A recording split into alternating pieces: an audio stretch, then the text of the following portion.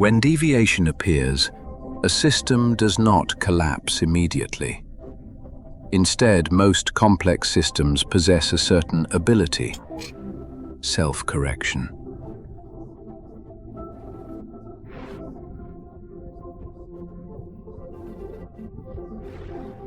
When a trajectory begins to drift from its original path, countless invisible forces attempt to pull it back.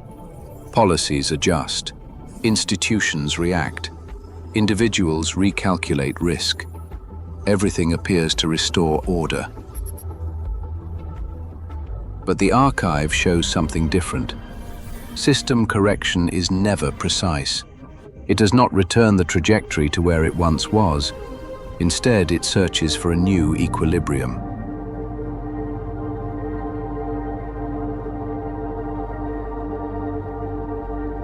And so a new stability emerges. It looks similar to the past, but in reality, it already belongs to another timeline.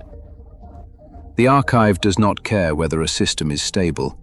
It records only one question: how stability itself is redefined.